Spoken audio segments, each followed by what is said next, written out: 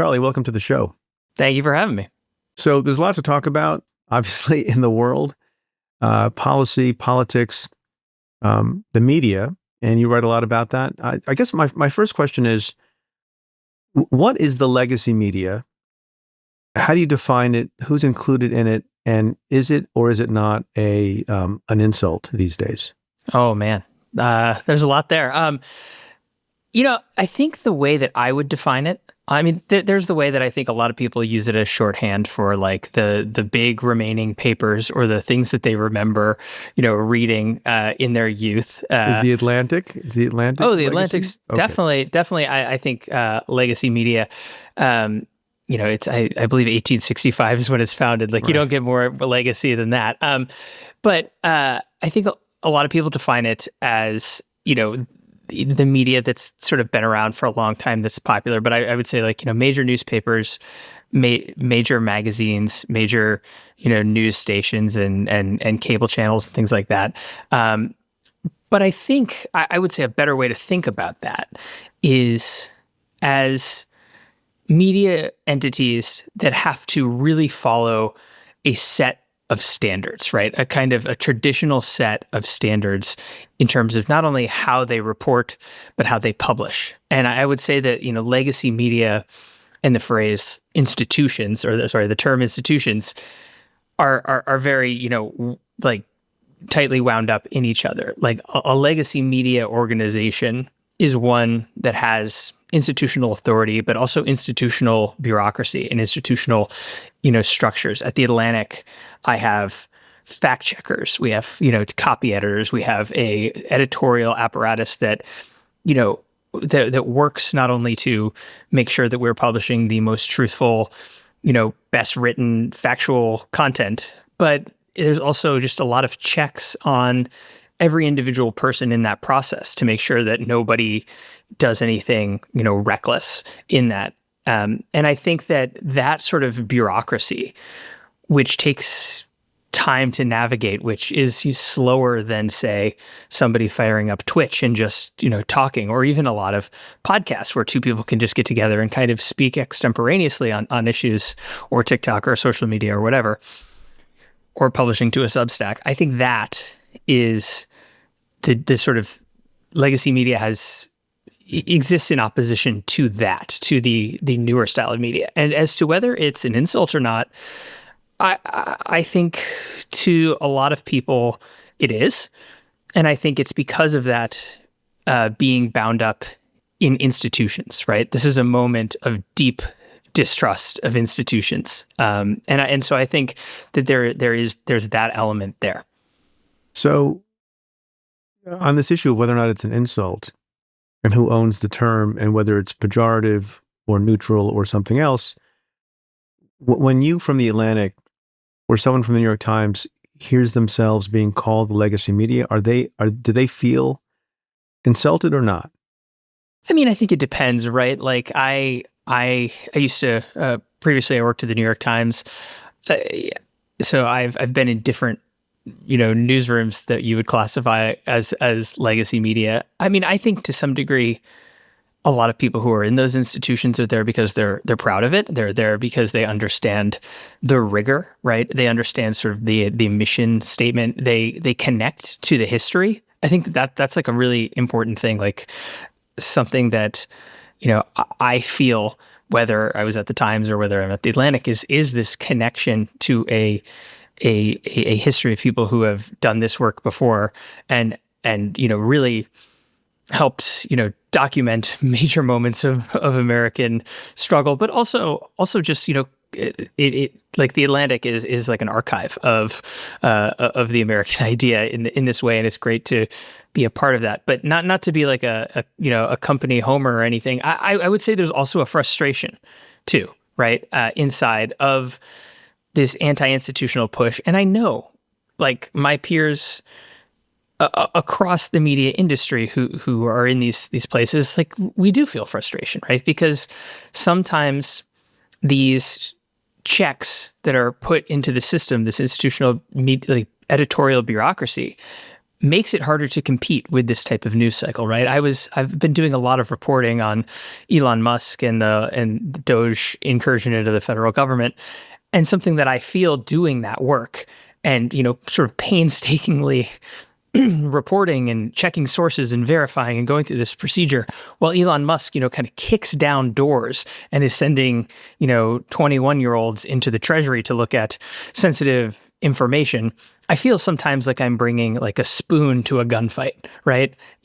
Everything's moving so fast. And so I do think there's frustration, right? And a wish to want to be able to compete in that way. But at the same time, that editorial apparatus serves something very important.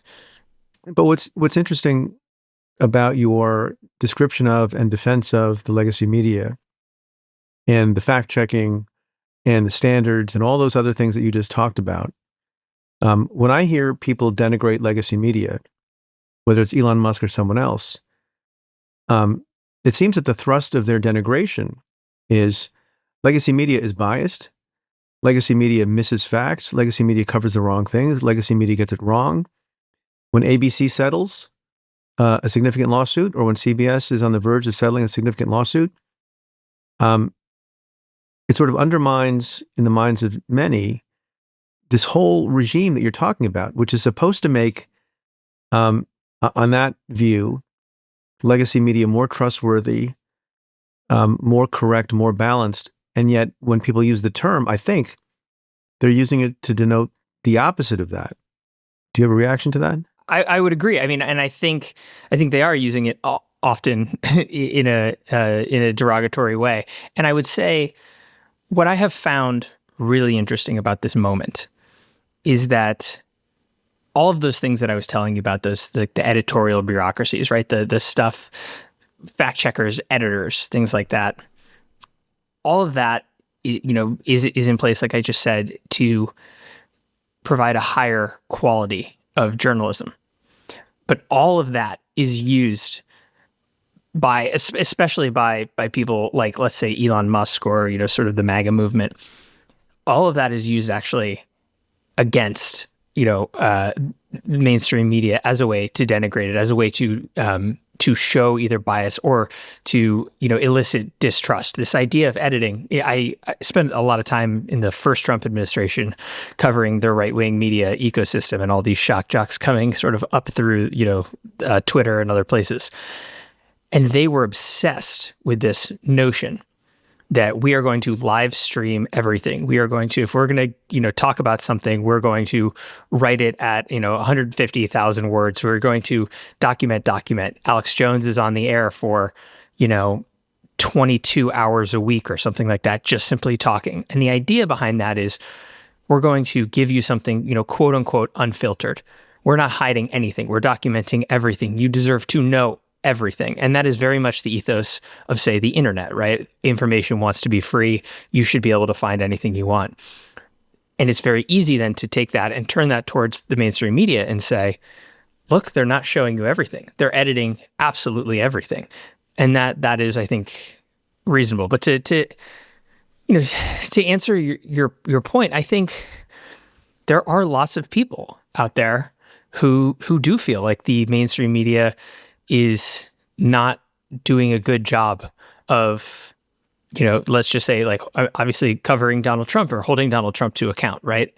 And there's this feeling that they want the media to drop any, any supposition that they are, objective. And this idea that no one can really be objective when there is a figure like Donald Trump, when there is a right-wing, movement like the MAGA movement coming through our country and taking it over. And I understand that criticism. I think that that's very fair. When you see people responding to, insurgent media organizations, like, let's say the Bulwark, right? I think what they see in that is someone who is responding to the crisis in a way that's not objective, and that they feel is so much more authentic and is actually getting the job done. I think that there's something to that. That's definitely a real thing. So explain the following phenomenon to me. and maybe I'm overstating it, but on the one hand, people have become conspiracy theorists. They don't buy what legacy media tells them. They see reporting, they assume it's a lie. Some of the people they revere in politics or in business will say, this article from the New York Times is full of lies. It leaves things out. Fox News will say it about and Fox News, by the way, I imagine you would also call a legacy media outlet because it's been around a long time. So on the one hand, there's the belief that we're just being fed lies, right? On the other hand, I see repeatedly completely false statements, misinformation, made up out of whole cloth. Now, I'll give you an example in a second. Completely made up stuff that people are just utterly credulous about, right? So a quick example, on Twitter, I saw someone post the other day, my old boss, Senator Schumer, said Senator Schumer's annual salary is X dollars, whatever it is, 200,000 or whatever it is per year. And he's only been in public service, and yet he has a net worth of $80 million, right? And there's reply after reply after reply by people who I assume, although maybe I shouldn't assume, but I'm going to assume for the purpose of this question, hate the legacy media, think it's full of nonsense, who are replying not incredulously or not by going and looking at the financial disclosures, but are saying he should be in jail, he should be investigated, par for the course, response after response after response. And I think these are some of the same people who think the Atlantic is full of crap. Can you explain that? Because by the way, just for the record, he is not worth $80 million. This is happening all the time, right? Like that's an example of it. The one that I've seen right now that's going through is, Elon Musk and other people are throwing out U.S. aid, numbers and stuff from the federal government, what the federal government is funding, right? And there's a bunch of viral stuff going around that the federal government is giving millions and millions of dollars to Politico. Yes, right. Because they are they're trying to fund Politico, and this is an easily debunked misconstruing of the facts, right? Those are Politico Pro subscriptions that different people and different agencies are purchasing in order to get information that they can, use to do their jobs. That so many people have believed that immediate sort of lie or misconstruing of the facts. And it doesn't really matter, right? Because there is such a durable media ecosystem now that exists on the right that it travels from these people who are totally credulous, like you said, about it, right? They believe these people, they believe what they are saying, and it moves its way up through that system. And then you have on Thursday, Donald Trump posted about it on Truth Social in all caps, very mad. And it's this way in which this lie just becomes canon, right, in this side of of it. Those people, yes, you're totally right, would also say that the Atlantic publishes propaganda and gets things wrong and makes up, their sources and lies and all that stuff, right? And I think what has happened here is that there has been this sorting into two completely separate, completely durable media ecosystems. There are terms for this that's like the filter bubbles that people have. And I think people have sort of sorted into the information that they feel comfortable with, but also more importantly, the purveyors of the information they feel comfortable with, right? But is that really right? Because sometimes the purveyor is unknown to these people. It's a random person posting on Twitter. It's not Elon Musk. It's not Donald Trump. And it would be one thing if the trend was, look, we are skeptical of and apply critical reasoning to facts and stories brought to us by legacy media, which makes us now critical of and skeptical of all media. So what happens? It strikes me, and I wonder if you think this is correct or way off the mark. It's really just about wanting the news that you want to hear, right? So if a legacy media, so every once in a while, a legacy media organization will report something that actually jibes with the viewpoint of, a Trump supporter, and they'll say, well, I guess even a broken clock is right twice a day. And on the other hand, people are buying into information and facts and reporting that fits with the truth that they want to hear, as opposed to what we're told is the critique that certain news outlets are biased and misinforming. Is that what it is? Yes, to some degree. This is people. I mean, the sorting is based off of this, right? It is, from like a psychological standpoint, it is very difficult to break away from your preconceived notions, right?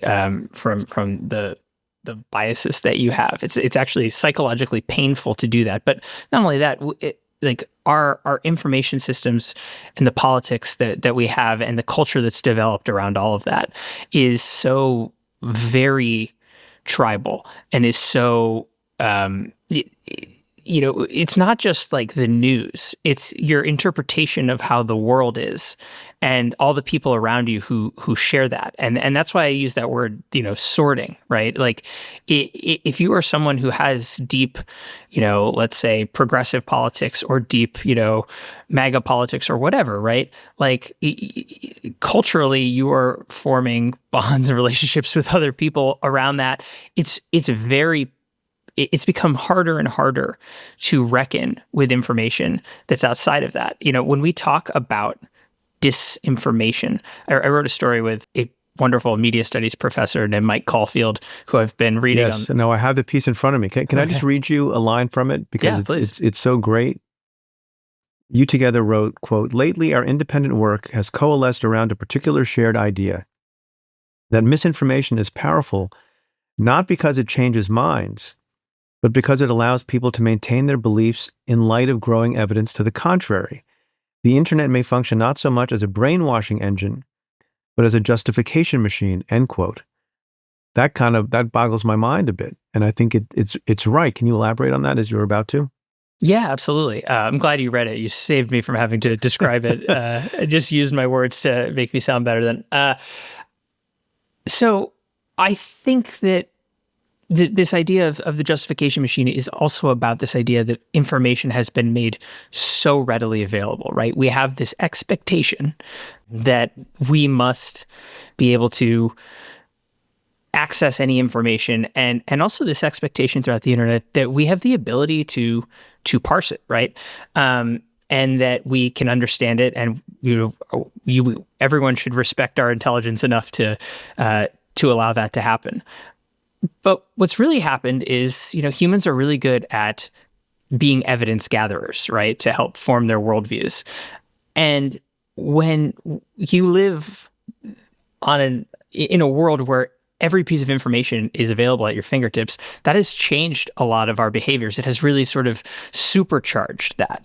And I think that what's really important here, a lot of people read that piece and said, "Oh, yeah, I knew it," right? Like, which is part of the, the point of the piece. Everyone feels this way. When I go and I look at something on, Twitter or Blue Sky or wherever I am, and I see a piece of information, I am consciously or subconsciously filtering it through my own worldview, right? I am trying to either quickly justify it or not. And if you're a smart and savvy media consumer, you catch yourself doing that, right? But I can see it myself. If I see something that really doesn't sound right to me, I'm immediately skeptical. I'll go research who that person is, sort of to try to build a case against it in my own head and make sure. Now, if it turns out it's bulletproof, I like to think I would be able to admit that. But it works the exact opposite way, right? I'm very quick to retweet or reshare something from a source that I already know and I trust that, very much validates the things that I'm thinking and feeling at that current moment, because I sort of have a built-in lack of skepticism. Anyway, that sort of tendency writ large and powered by the, social media, this news influencer culture, the politicians who have kind of changed the way that they interact and who are influencers themselves, it has created this culture where we are all evidence foraging all the time. And we're doing so to try to protect this worldview and all these relationships and this understanding of the world. And it's so easy. And, that is sort of what the attention economy has wrought I think, to some degree. It provides people. I mean, if you look at someone like Alex Jones, he's obviously been sued and maybe forced to sell his company and all that. But prior to doing that, he made an incredible amount of money, basically providing evidence and justification for people to believe the things that they wanted to believe, whether it was through conspiracy theories or just interpretation of every single news event. And that's incredibly lucrative because you're providing a service to people, to keep them from having to change their mind, to experience that cognitive dissonance, which is just so psychologically painful. Yeah, so it's not that the modern environment and technology and social media has changed people. Human nature remains the same. There's now a way at persuasion and taking advantage of what was already human nature in a way that wasn't in existence before when there were 3 networks, right? Yeah, and this is why I say it's important who these people are following and this filter bubble idea. What's so important about it is that we are sorting into these camps based off the people who we believe we can trust, right? The influencer news economy, whether it's people on Substack who are writing about progressive things, or it's Charlie Kirk or Jack Posobiec or some of these MAGA influencers, people like that. There are these parasocial relationships that form, right? There's this notion that the person, that you can trust them. And a lot of that is done by sort of flattering people, by giving people what they want. Another term in this universe is this idea of audience capture, right? And it happens to lots of people where you start providing, a certain slant on the world, a certain type of content, a certain whatever, and it gets really popular. And you start responding to that incentive by kind of upping the stakes. And there's this, ratcheting up in terms of what you're giving them. And I've seen and heard from different people say there's a point where, some folks kind of come to and they say, I've sort of been radicalized by my audience and my audience has radicalized me. And then there's plenty of people who won't admit that. So what's the solution to all this? In the remaining 2 minutes, Charlie? I don't think that there's an easy solution. The way I think about this is I think that the information revolution that we're all experiencing, right? It has been, let's just say, 28 to 30 years since, the commercial internet as we know it has been ported into enough homes, for it to start to change the way that we see the world and get information.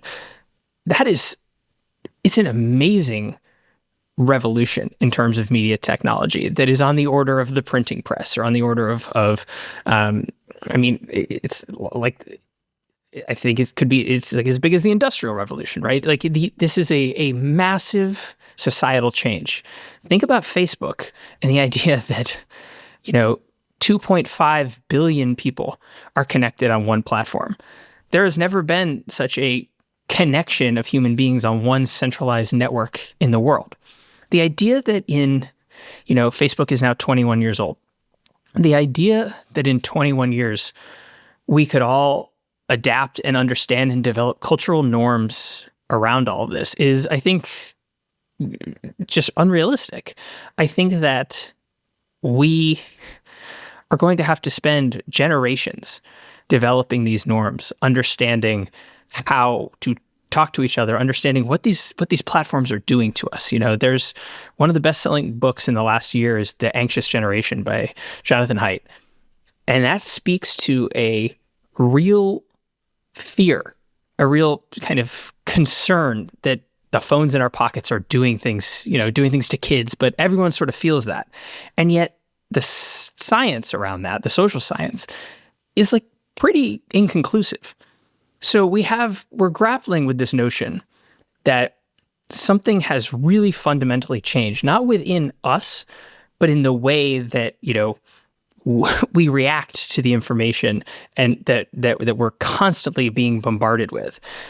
And I think it's going to take a long time to figure out what it is, what it's doing to us, how to, best protect ourselves and our attention against it, how to develop a politics, how to develop a culture, a relationship to each other. It's, a kindness, learn how to speak to each other again in this way. And I don't know if that's going to happen in a really legible way in, even my generation. I think we're just in this period of great upheaval, and we need to kind of understand what's happening to ourselves first.